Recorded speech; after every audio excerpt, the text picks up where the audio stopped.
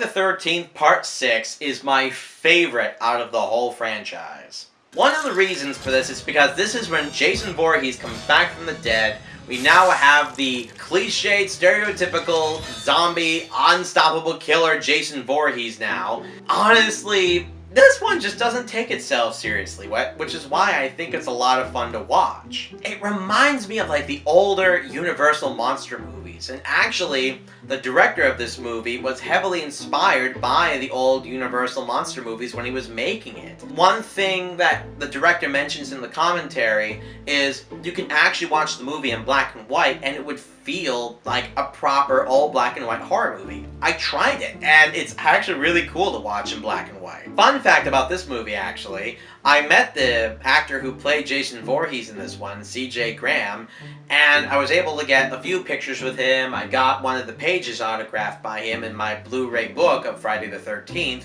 and I was able to get a picture with him in the full outfit with my fiancée, Saida. And the picture was a lot of fun to take with him, as you can tell. The movie starts off with Tommy Jarvis and a friend of his, I'm guessing from the mental institution or something. They are driving to the gravesite of Jason Voorhees, where Tommy basically just wants to go ahead and lay this guy to rest and burn his body just so that he won't haunt him anymore, and he knows that he will never come back from the dead. However, instead of burning his body, they accidentally wind up bringing him back to life by stabbing him with a metal rod with lightning hitting it, and then, yep, he's back to his old murderous ways. Now, I didn't really know lightning could do that. Interesting. Now, the kills in this movie are way over the top, and the reason for that being is because Jason is now basically his undead zombie self, and now he has super strength and can do like all of these impossible things, and it's just so entertaining to watch. He's basically become a pop culture supervillain at this point. And actually, it starts off with a James Bond parody.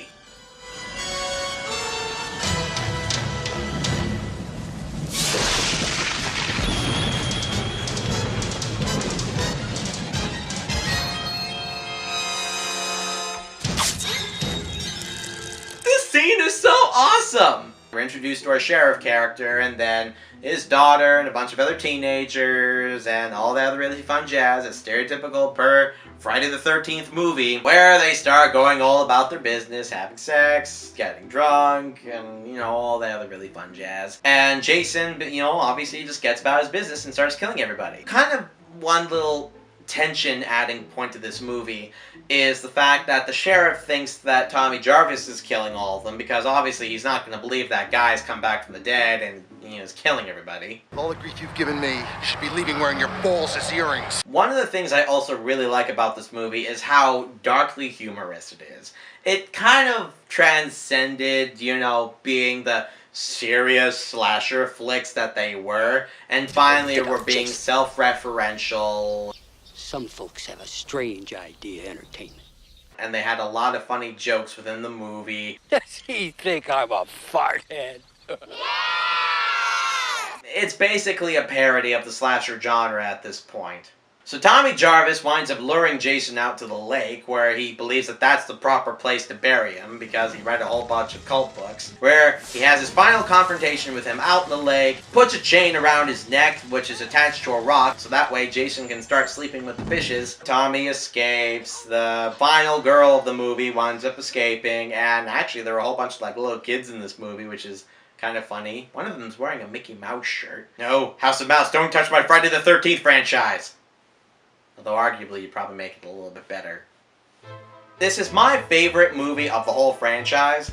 The only problem is the formula is basically the same thing at this point, which is why I don't really have a lot to say, you know, leading up to the 6th movie, because it's the same thing. Although it's still very entertaining and fun to watch, and the characters are okay, they're not the best at all by any stretch of the imagination. The reason why it's really fun to watch is because it feels like an old-fashioned horror movie, albeit a little bit more gory. It has a lot of really funny lines, it's self-referential, Jason is back and he's freaking awesome in this movie. It's just a lot of fun to watch. At this point, you're not watching it for the characters, you're watching it purely for Jason Voorhees. Anyway, that's the end of this review. Tune in next time for part 7. Oh my gosh, I can't believe we're already at this point. This has been the Valley of Death, where everything is spooky, but we keep things light. I'll see you guys later.